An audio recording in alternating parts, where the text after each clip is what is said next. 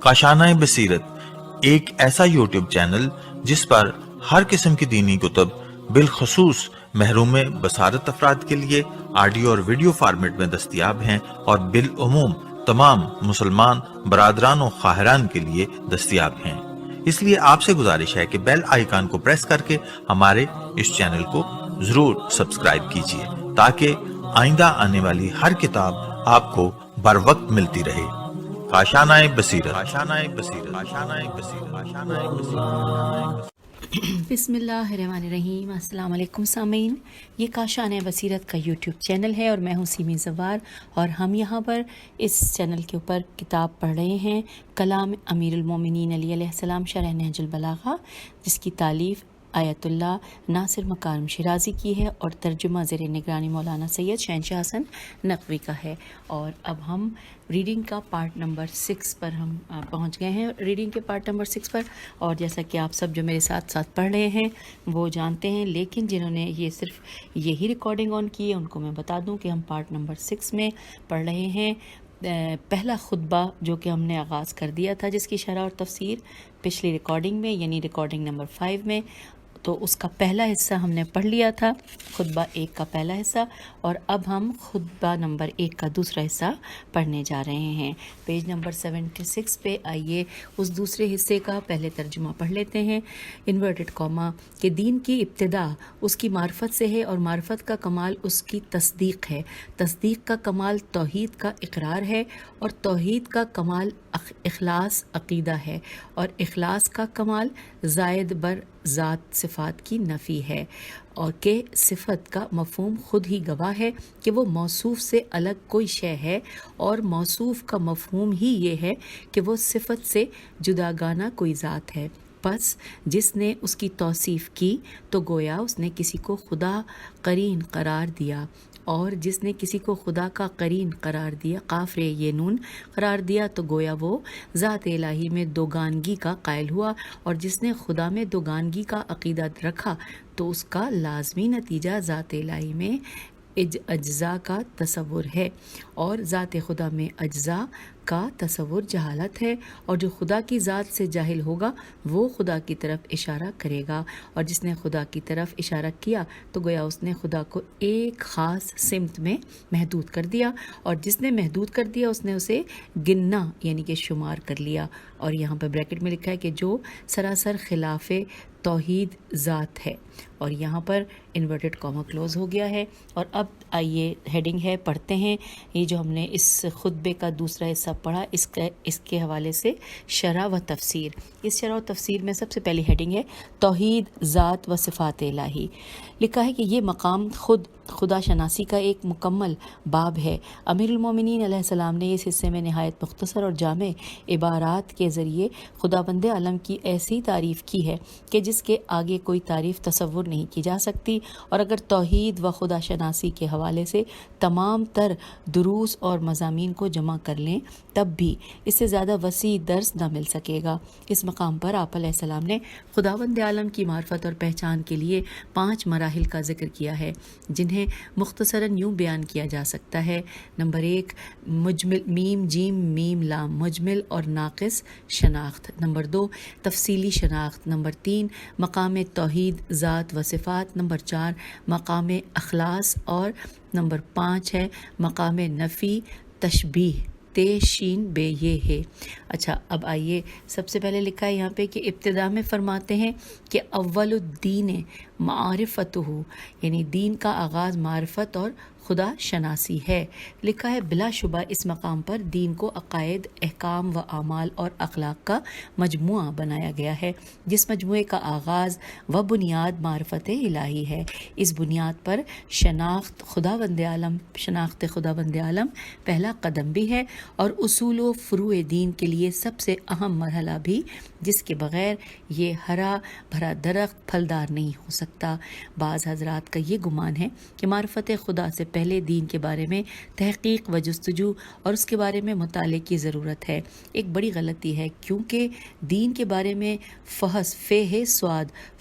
و جستجو اگرچہ بنیادی ضرورت ہے، مگر خداوند عالم کی شناخت دین کی پہلی بنیاد ہے، گویا تحقیق مقدمہ ہے، اور خداوند عالم کی شناخت اس مقدمے کی تمہید ہے۔ اور اب اس کے بعد آگے چلتے ہیں۔ یہاں پر یہاں پہ ساتھ ساتھ حوالہ بھی ہے، وہ بھی تفصیل سے پڑھ لیتے ہیں۔ کچھ حاشیے میں لکھا ہے کہ مشہور دانشور مرحوم مغنیہ نے نہج البلاغہ کی اپنی شرح فی ظلال نہج البلاغہ میں اسے خدا کے اوامر و نواہی میں اطاعت کے معنی میں لیا ہے، اور شارح خوئی نے پہلے اسی مطلب کا انتخاب کیا ہے۔ اگر ان کی مراد اطاعت کے دونوں پہلو ہیں جن میں اعتقادی امور بھی شامل ہوتے ہوں تو پھر صحیح ہے، اور اگر صرف عملی امور کی ادائیگی مراد ہے تو درج بالا اشکال یہاں پر بھی وارد ہوتا ہے۔ چلیے جی، یہاں پر ہم نے یہ جو اتنا 3 لائنوں پر مبنی یہاں پر حاشیے میں تفصیل حوالہ موجود تھا، یہ ہم نے پڑھ لیا، اور اب ہم واپس صفحے کی جانب آ گئے۔ لکھا ہے ظاہر ہے کہ اجمالی معرفت انسان کی معرفت میں ہے، یہاں تک کہ اس کے لیے تبلیغ کی ضرورت تھی، مگر انبیاء و مرسلین علیہ السلام کی بعثت کا مقصد یہ ہے کہ اجمالی معرفت کو تفصیلی معرفت میں بدل ڈالیں اور اس کی شاخ و برگ و رشد و نمو پائیں، اور معرفت کے اس درخت کے اطراف میں اگنے والی گھاس پھوس کو جسے شرک آلودہ ہواؤں نے جنم دیا ہے زائل کیا جا سکے۔ اب نمبر 1 تو ہم نے یہ پڑھا نا کہ ابتدا میں فرماتے ہیں یہ، نمبر 2 لکھا ہے کہ دوسرے مرحلے میں فرماتے ہیں کہ انورٹڈ کاما، یہ چلیے عربی بھی پڑھ لیتے ہیں کہ وکمال و معرفت تصدیق بہی، اس کا ترجمہ لکھا ہے کہ خدا کی معرفت اور شناخت کا کمال اس کی پاک ذات کی تصدیق ہے۔ وکمالہ معرفت تصدیق بہی، البتہ تصدیق اور معرفت میں کیا فرق ہے، اس بارے میں مختلف تفاسیر موجود ہیں۔ پہلی بات یہ ہے کہ یہاں معرفت سے مراد فطری شناخت ہے اور تصدیق سے مراد علمی اور استدلالی شناخت ہے، یا یہ کہ معرفت سے مراد اجمالی معرفت و شناخت ہے اور تصدیق سے مراد تفصیلی معرفت و شناخت ہے، یا پھر معرفت خدا کے نسبت علم و آگاہی کی طرف اشارہ ہے، جبکہ تصدیق ایمان کی جانب اشارہ ہے، کیونکہ ہم جانتے ہیں کہ علم ایمان سے جدا ہے، کیونکہ یہ ممکن ہے کہ انسان کسی چیز پر یقین رکھتا ہو مگر اس چیز پر قلبی ایمان نہ رکھتا ہو۔ ایمان قلبی سے مراد اس شے کے سامنے سر تسلیم خم ہونا اور دل کی گہرائی سے اسے پہچاننا ہے۔ بزرگ علماء نے ان دونوں میں فرق کیا ہے، اور وہ ایک سادہ سی مثال دیتے ہیں کہ بہت سے لوگ کسی جنازے کے پاس ٹھہرنے سے، خاص طور پر رات کے وقت، وہ بھی خالی کمرے میں وحشت کھاتے ہیں، جبکہ انہیں یقین ہے کہ وہ مر چکا ہے، مگر یہ علم ان کے قلب کی گہرائیوں میں نافذ نہیں ہوا، اور یہ یقین جس کی وجہ سے انہیں وحشت ہوتی ہے۔ دوسرے لفظوں میں یہ کہا جا سکتا ہے کہ علم کسی بھی چیز کے بارے میں آگاہی رکھتا ہے، مگر ممکن ہے کہ یہ آگاہی اور معلومات صرف سرسری ہوں اور ان کی گہرائیوں سے واقفیت نہ ہو، اور انسان کی روح اور وجود میں داخل نہ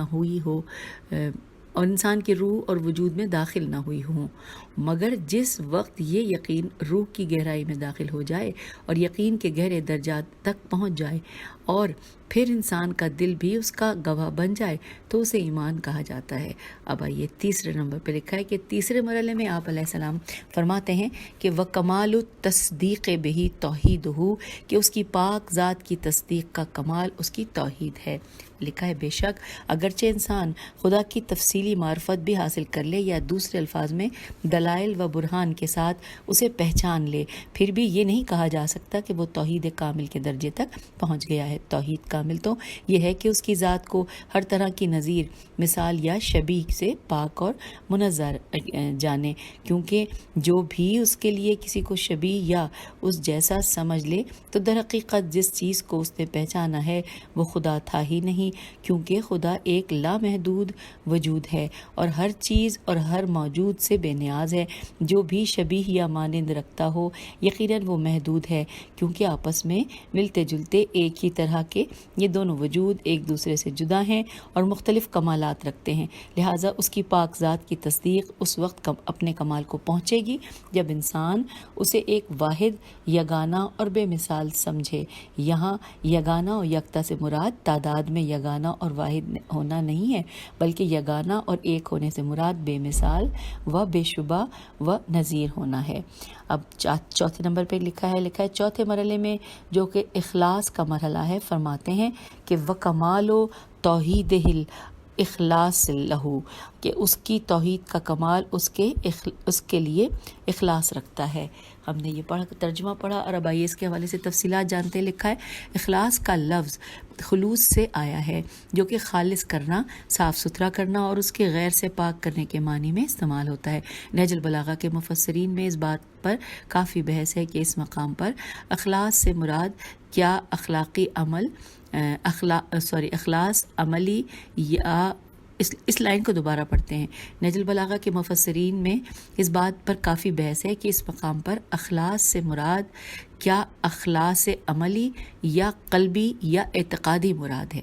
اخلاص عملی سے مراد یہ ہے کہ جو شخص توحید الہی انتہائی درجے کی معرفت رکھتا ہو تو یقیناً وہ صرف اسی کی بندگی کرے گا اور اس کے ہر کام اور ہر شے میں منظور و مقصود خدا کی ذات ہی ہوگی۔ یہ وہی بات ہے کہ جس پر فقہاء نے عبادت میں اخلاص کے عنوان پر تکیہ کیا ہے۔ شارح نہج البلاغہ خوئی نے اس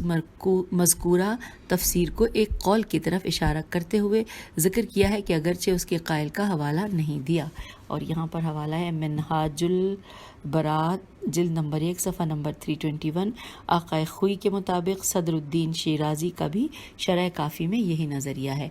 پھر آگے یہ ہم نے حوالہ پڑھ لیا، آگے چلتے ہیں۔ لکھا ہے مگر یہ احتمال بہت بعید ہے کیونکہ اس جملے کے سیاق و سباق کے جملے بھی اعتقادی حوالے سے ہیں، لہٰذا مولا کا یہ جملہ بھی اعتقادی اور عقیدتی خلوص کے بارے میں ہے، مگر قلبی اخلاص کو شارح بحرانی ابن میسم نے زہد حقیقی کے معنی میں لیا ہے، یعنی اس کا قلب ہر اعتبار سے صرف خدا کی جانب متوجہ ہو اور اس کے غیر کی جانب تصور بھی نہ کرے اور اللہ کے علاوہ کسی اور کا گمان بھی نہ لائے اور اس کے غیر کی جانب توجہ بھی نہ کرے۔ اور یہاں پر حوالہ ہے شرح نہج البلاغہ جلد نمبر 1 صفحہ نمبر 122۔ پھر لکھا ہے کہ اگرچہ یہ مقام ایک بہت بلند و بالا مقام ہے، مگر بعید ہے کہ مولا علیہ السلام کے اس جملے کا مقصد یہ ہو، بلکہ اس جملے کا واحد مفہوم یہ ہے کہ پروردگار کی نسبت اپنے عقیدے کو خالص بنانا اور اسے ہر حوالے سے بے مثال، واحد اور شباہت سے منزہ جاننا اور ترکیب کے اجزاء سے پاک و مبرہ ٹھہرانا۔ اور اب ہم 5ویں نمبر پہ پہنچ گئے۔ لکھا ہے 5ویں جملے میں امام علیہ السلام اس معانی کی طرف اشارہ فرما رہے ہیں۔ پہلے ہم جملہ پڑھتے ہیں عربی میں، وَکَمَالُ الْإِخْلَاصِ لَهُ نَفِي الصِّفَاتِ عَنْهُ، اس کے لیے خلوص رکھنے کا کمال یہ ہے کہ تمام صفات ممکنات کی اس سے نفی کی جائے۔ اب اس کے بارے میں تفصیل یوں ہے کہ پچھلے مرحلے میں اخلاص کی گفتگو میں اجمالی طور پر اخلاص کی بات ہوئی، مگر اس مقام پر جب کہ کمال اخلاص کے مرحلے کی گفتگو ہوئی ہے تو یہ تفصیل کا مقام ہے، اور یہ بات واضح ہو جاتی ہے کہ توحید میں اخلاص پیدا کرنے کے لیے مخلوقات کی تمام صفات کو اس کی ذات سے نفی کرنا ہوگا، چاہے وہ ترکیبی اجزاء رکھنے کی صفت ہو یا اس کے علاوہ کوئی اور صفت۔ اگرچہ ہم جانتے ہیں کہ عقل و نفس جیسے مجرد ممکنات بھی در حقیقت مرکب ہیں، اور اس کے اب یہاں پہ بریکٹ میں لکھا ہے کہ کم از کم وجود و ماہیت کی ترکیب کے حوالے سے یہاں تک کہ خود مجردات۔ اچھا، یہاں پہ بریکٹ کلوز ہو گیا۔ پھر ہم اس جملے کو دوبارہ لیتے ہیں کہ عقل و نفس جیسے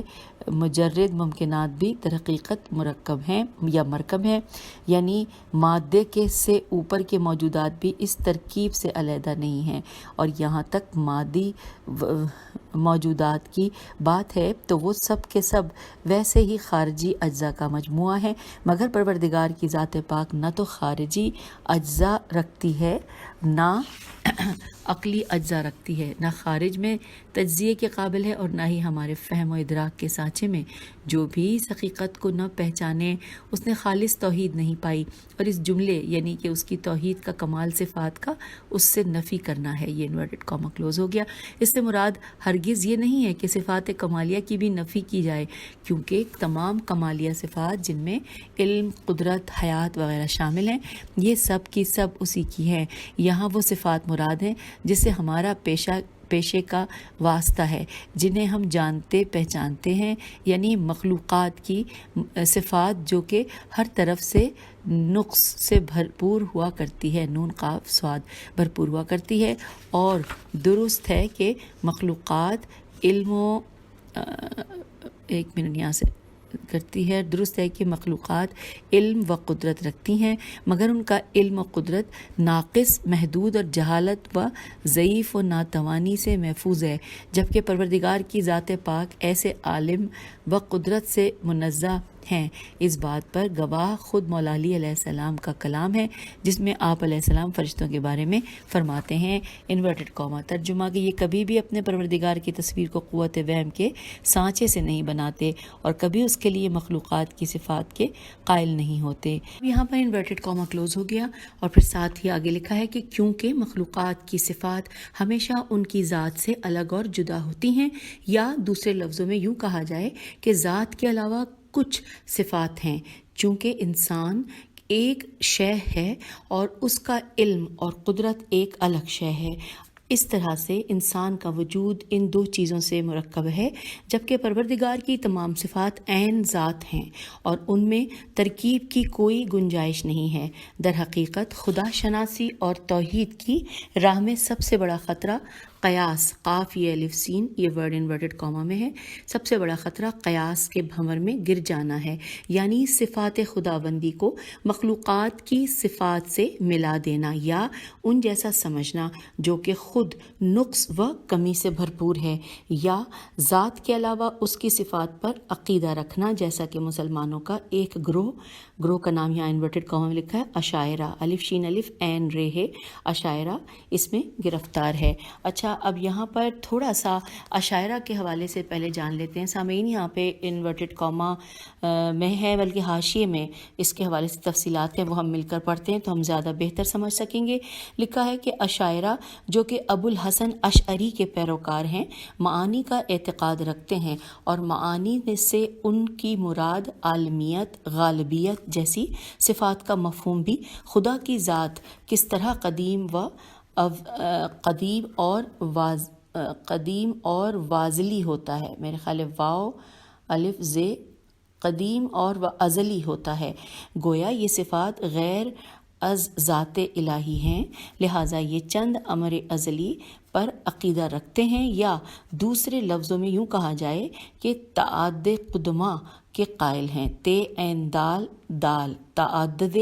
قدمہ قاف دال میم الف، قدمہ کے قائل ہیں، یعنی ایسا عقیدہ کہ جو خالص توحید کے ساتھ کسی بھی صورت میں سازگار نہیں ہے۔ لہٰذا مکتب اہل بیت علیہم السلام کے پیروکار ان ہستیوں کی تعلیمات کہ جو مذکورہ خطبے یا دیگر خطبوں اور فرامین میں آئی ہیں، اس کی روشنی میں معانی کو جو کہ صفات زائد پر ذات ہی کے مفہوم کو عیاں کرتی ہے، اس کو خدا کی ذات سے نفی کرتے ہیں، اور اسی طرح یہ جملہ کہ وہ بے شریک اور لامعانی کا جملہ اسی نقطے کی طرف اشارہ ہے۔ تو یہاں پر سامعین ہم نے اشاعرہ کے معنی اس میں گرفتار ہیں، یہ اس کے بارے میں تفصیلات جان لی، اور پھر اب دوبارہ ہم حاشیے سے صفحے کی جانب آ گئے۔ پھر یہاں لکھا ہے کہ اسی بنا پر امام علیہ السلام اگلے جملے میں یوں فرماتے ہیں، آئیے ہم مل کر پڑھیں۔ انورٹڈ کاما میں مولا کا ارشاد ہے کہ کیونکہ صفات ممکنات میں سے ہر صفت اس بات کی گواہی دیتی ہے کہ وہ موصوف سے علیحدہ ایک چیز ہے، اور ممکنات میں سے ہر موصوف اس بات کی گواہی دیتا ہے کہ وہ صفت کا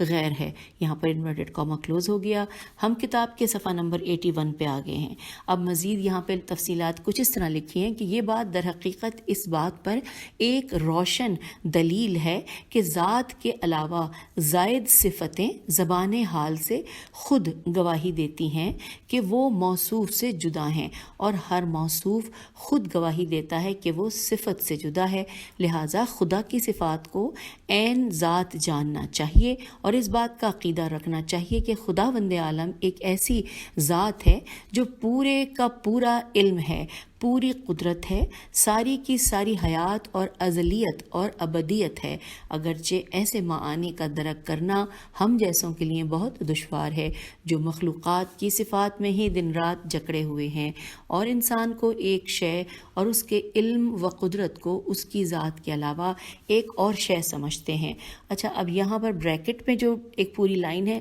وہ میں آپ کو پڑھ کے سناؤں، لکھا ہے کہ کیونکہ جب انسان ماں کے پیٹ سے جدا ہوا تو نہ علم رکھتا تھا اور نہ قدرت، اس کے بعد وہ علم و قدرت رکھنے والا بنا، یہاں پر بریکٹ کلوز ہوا۔ تو اب پھر اس کے بعد لکھا ہے کہ پھر اس بات کو آگے بڑھاتے ہوئے آپ علیہ السلام نہایت مختصر اور پرمعنی جملے ارشاد فرماتے ہیں۔ آئیے مولا کے جملے پڑھتے ہیں، انورٹڈ کاما، کہ جو بھی خدائے سبحان کی مخلوقات کی سی صفات سے توصیف کرے اس نے اسے دوسرے امور کا قرین ٹھہرایا ہے، اور جو بھی اسے کسی دوسری شے کا قرین ٹھہرایا اس نے،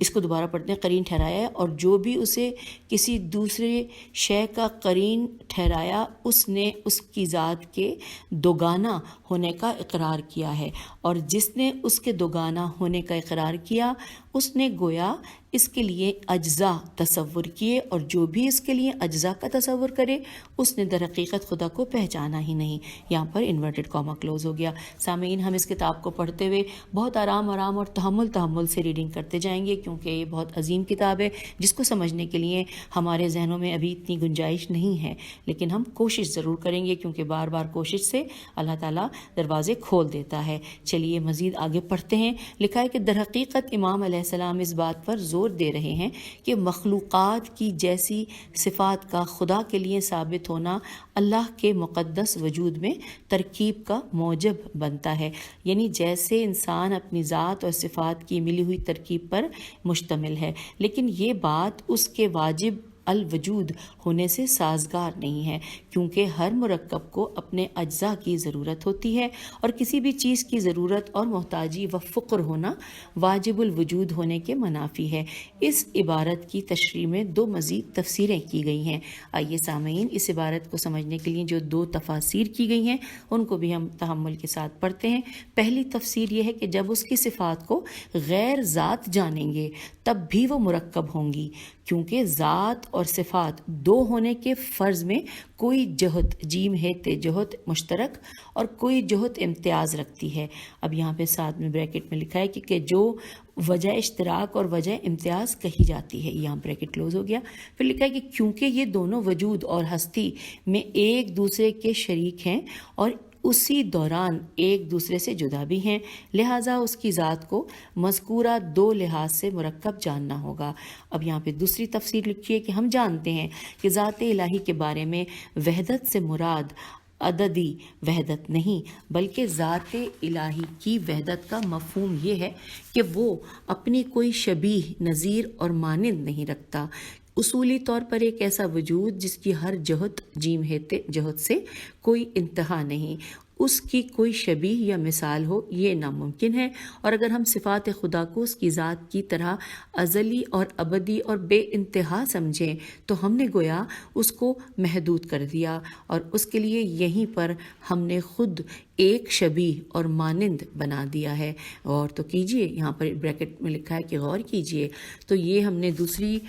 پہلی تفسیر اس کے بارے میں جو تھی پھر دوسری بھی پڑھ لی۔ اب اگلے ساتھ ہی پیراگراف میں لکھا ہے کہ مذکورہ گفتگو اس معنی کی طرف رہنمائی کرتی ہے کہ جس میں امام علیہ السلام نے اخلاص کی تشریح فرمائی ہے، جس نے خدا کو مخلوق کی صفات سے قیاس کیا، اس نے اسے دوسری مخلوقات جیسا سمجھ لیا، اور جس نے اسے دوسری مخلوقات جیسا سمجھ لیا اس نے اس کے دوگانہ ہونے کا اقرار کیا، یعنی صفات اور ذات کو اجزاء سے مرکب سمجھ لیا، اور جس نے اس کی ذات کو مرکب ٹھہرایا اس نے اسے پہچانا ہی نہیں، کیونکہ اس نے اسے اپنی جیسی مرکب اور محدود مخلوق سمجھ لیا اور اسے خدا کا نام دے دیا۔ اس بات کو آگے بڑھاتے ہوئے فرماتے ہیں مولا انورٹڈ کاما میں کہ جس نے خدا کو پہچانا نہیں اس نے اس کی جانب اشارہ کر دیا، اور جس نے اس کی جانب جانب اشارہ کیا اس نے اسے محدود کر دیا، اور جس نے اس کو محدود کر دیا اس نے اسے گنا، اور وہ شرک کی وادی میں سرگرداں، وہ پریشان ہو گیا۔ یہاں پر انورٹڈ کاما کلوز ہو گیا۔ اب آگے لکھا ہے کہ خدا کی طرف اشارہ کرنے سے کیا مراد ہے، یہ سوالیہ نشان ہے۔ پھر لکھا ہے اس میں دو احتمال دیے جا سکتے ہیں۔ پہلا احتمال یہ ہے کہ یہ عقلی اشارہ ہے، اور دوسرا احتمال یہ ہے کہ یہ عقلی اشارہ بھی ہے اور حسی اشارہ بھی ہے سین چھوٹی ہے اور سین پہ تشدید ہے، حسی اشارہ بھی ہے۔ وضاحت یہ ہے کہ جب انسان خدا کو اس کی لامحدود اور بے کران حقیقت کے مطابق نہیں پہچان سکتا تو وہ اس کے حوالے سے ایک محدود سا مفہوم اپنے ذہن میں بٹھا لیتا ہے، اور دوسرے الفاظ میں یہ کہ اس کی جانب عقلی اشارہ کرتا ہے۔ اس طرح گویا اس نے اسے محدود جانا ہے، کیونکہ ایک لامحدود ہستی اس انسان کے ذہن و تصور میں جو کہ خود محدود ہے سما ہی نہیں سکتی۔ یعنی انسان اس شے کو درک کر سکتا ہے جس پر اس کا احاطہ ہو، اور وہ شے اس کی محدود فکر میں سما سکے، اور ایسی چیز یقیناً اس کی طرح محدود ہی ہوگی، اور یوں خداوند عالم گنی جانے والی اشیاء میں شمار ہوگا، کیونکہ محدود ہونے کا لازمہ یہ ہے کہ ایک شے کسی اور جگہ پر بالکل اس کی طرح تصور کی جا سکتی ہے، البتہ صرف اس کا ثانی نہیں ہو سکتا، جو ہر جہت اور ہر لحاظ سے لامحدود ہو اور وہ کسی بھی طرح کی گنتی میں نہ آ سکتا ہو۔ اس لحاظ سے حضرت امام علی علیہ السلام نے اس مقام پر توحید کی حقیقت کو نہایت مختصر سی اور پرمعنی عبارت میں واضح کیا ہے کہ خداوند عالم ہر طرح کے خیال و گمان اور قیاس و وہم سے بالا تر ہے۔ اب یہاں پر ساتھ ساتھ یہ لکھا ہے کہ یہ وہی بات ہے کہ جو امام باقر علیہ السلام کے کلام میں ایک خوبصورت تعبیر کے ساتھ آئی ہے۔ مولا نے فرمایا انورٹڈ کاما کہ جس چیز کو بھی اپنے وہم و گمان میں تصور کر لیجئے، گرچہ کتنی ہی دقیق اور ظریف ہی کیوں نہ ہو، ظریف کی جہ زوئر یہ فے ظریف ہی کیوں نہ ہو، بہرحال وہ آپ کی بنائی ہوئی ایک مخلوق ہے اور وہ آپ کی جانب ہی لوٹ جائے گی۔ یہاں بریکٹ میں دو لائنیں لکھی ہیں کہ جو آپ کی بنائی ہوئی، آپ کی تصور کی ہوئی اور آپ کی فکر میں سمائی ہوئی شے ہوگی، جبکہ خدا اس سے کہیں بلند و برتر ہے کہ کسی مخلوق کی محدود فکر و خیال میں سما سکے۔ یہاں پہ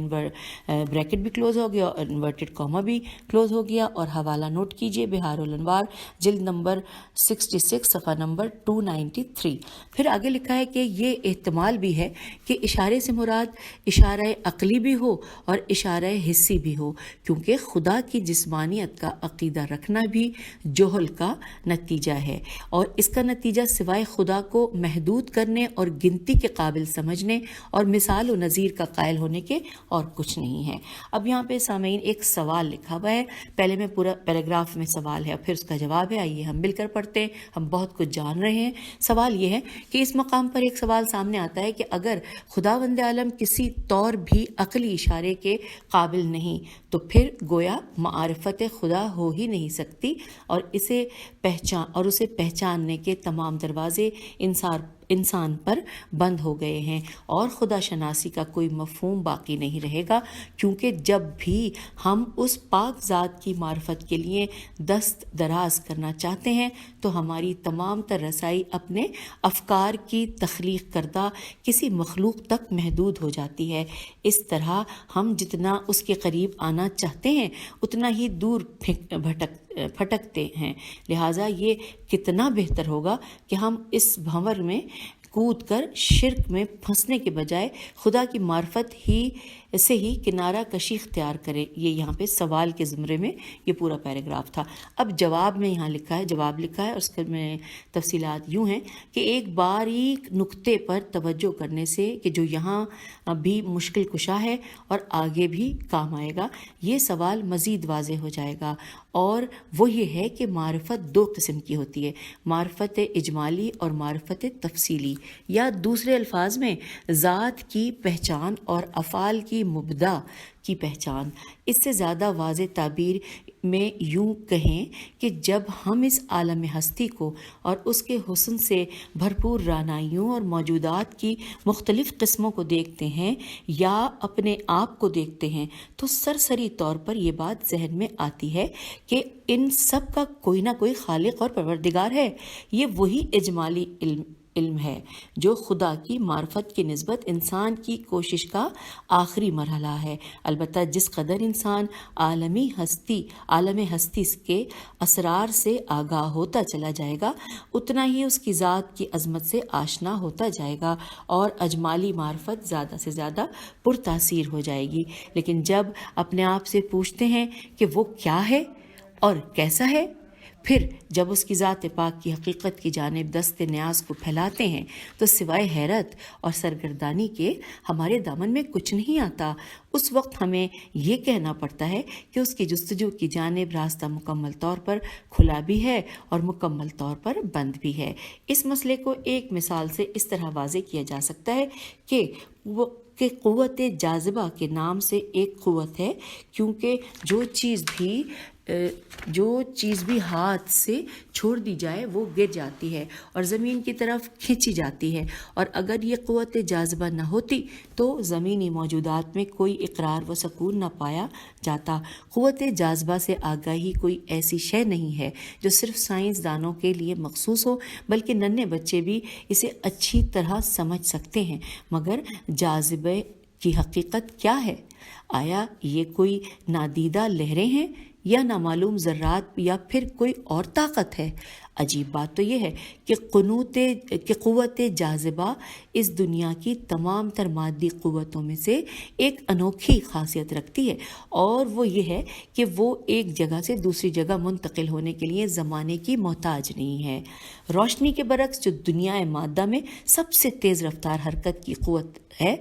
قوت رکھتی ہے، مگر اس کے باوجود ایک جگہ سے دوسری جگہ منتقل ہونے کے لیے اسے کئی ملین سال درکار ہوتے ہیں۔ لیکن قوت جاذبہ گویا ہر لمحے دنیا کے ایک کونے سے دوسرے کونے میں منتقل ہوتی رہتی ہے، یا یوں کہا جائے کہ اس کی کم سے کم سرعت رفتار سین رے اینتے اور زیر سرعت رفتار بھی دنیا کی سمجھ سے بالا تر ہے۔ آخر یہ کون سی قوت ہے جس کے ایسے کرشمے ہیں؟ اس کی حقیقت کیا ہے؟ آج تک کسی کے پاس اس سوال کا مکمل جواب نہیں ہے۔ اب یہ قوت جاذبہ جو مخلوقات میں سے ایک ہے، ہم اس کے متعلق کوئی تفصیلی علم نہیں رکھتے، اور جو کچھ ہمیں پتہ ہے وہ صرف اجمالی علم ہے۔ تو پھر اس پورے مادی جہان کے خالق کو سمجھنا، جو خود مادے کے دائرے سے خارج اور بے نہایت اور لامحدود ذات ہے، تو پھر کیسے یہ توقع ہو سکتی ہے کہ ہم اس کی ذات کی تفصیلات سے باخبر ہو سکتے ہیں؟ پھر بھی اس کے باوجود اسے ہر جگہ حاضر و ناظر اور ہر مخلوق و موجود کے ساتھ پاتے ہیں۔ اور پھر اس کے بعد یہاں پر لکھا ہے ایک شعر ہے جو فارسی میں ہے لیکن ساتھ ساتھ اردو میں بھی ہے۔ چلیے ہم دونوں چیزوں کو ساتھ پڑھتے ہیں۔ لکھا ہے 62,000 جلوہ برون آمدی کے من، 62,000 دیدہ تماشا کنم ترا، اور ساتھ ہی اردو میں لکھا ہے کہ تو لاکھوں جلووں میں آیا نظر کے میں دیکھوں فقط تجھے کہ نگاہیں ہوں بے شمار۔ اور پھر ساتھ میں یہاں پہ لکھا ہے ومن حدہ فقد ادہ۔ یہ جملہ ایک دقیق نکتے کی جانب اشارہ ہے جو مندرجہ بالا بات سے مزید واضح ہو جاتا ہے، اور وہ یہ کہ جب بھی انسان خدا کو محدود ٹھہرائے تو اسے اللہ کے لیے عدد کا قائل ہونا پڑے گا، یا دوسرے الفاظ میں اس کے لیے کسی شریک کو ماننا پڑے گا، کیونکہ جو ہر جہت سے لامحدود ہو اس کے لیے کوئی شبیہ، مانند یا شریک کا ہونا ناممکن ہے۔ لیکن اگر وہ محدود ہے تو چاہے اس کی گنتی ہی رفعت اور عظمت و بلندی ہو، اس کی کوئی نہ کوئی شبیہ اور مانند تصور ہو سکتا ہے کہ جو اس کی ذات کے علاوہ ہوگا، یا پھر دوسرے الفاظ میں اس جیسی دو یا چند محدود موجودات چاہے جتنی بھی بڑی ہوں تصور کی جا سکتی ہیں، مگر ہر لحاظ سے لامحدود ذات کے لیے اس جیسا دوسرا وجود تلاش کرنا ناممکن ہے، اور اس راہ میں جتنی کوشش کر لیں آخر میں اسی کی طرف باز گشت ہے۔ تو سامعین، ہم نے پہلے خطبے کا